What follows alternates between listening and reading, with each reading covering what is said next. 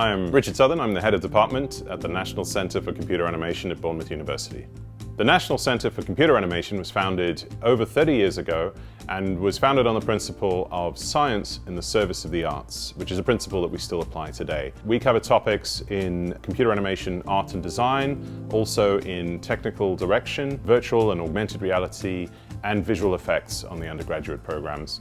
We see the purpose of technology in the visual effects and computer animation industry as a key driver for enhancing productivity to allow artists and practitioners in the discipline to focus on the decision making and the choices that really matter, rather than to engage in mundane and tedious practices.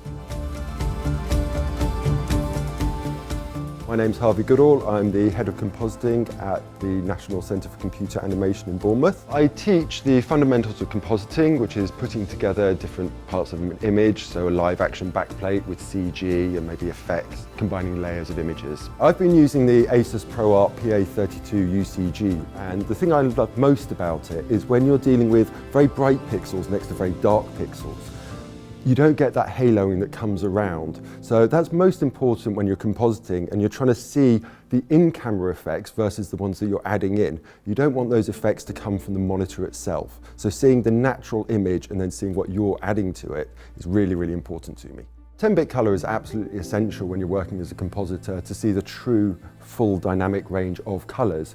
By restricting the color range on a monitor, you're not seeing the true picture that's coming through from the camera. So you want the accurate representation, and that's what it's all about. True color representation for the whole color gamut. We're often using very, very large files and transferring and transcoding and swapping between hard drives, and having that Thunderbolt connectivity at the back enables me to connect up multiple hard drives, multiple sources of footage with no concern about the data transfer speed. 1600 nits of peak brightness is really, really good for being able to see the bright, but more importantly for me is in the shadows, being able to see the details of the changing luminance in the dark details that you can't normally see on a lesser quality monitor. Well, there's no point shooting footage on a really expensive camera with an expensive DOP and good quality lenses if you can't actually see the quality of the image on your monitor. So the great thing about the ASUS ProArt is the multiple HDR formats. So when I'm displaying it to students, I can explain the difference between something like Rec 709 and Rec 2020 and see the differences on the same monitor very easily just by clicking two buttons. So it's really a handy tool for teaching.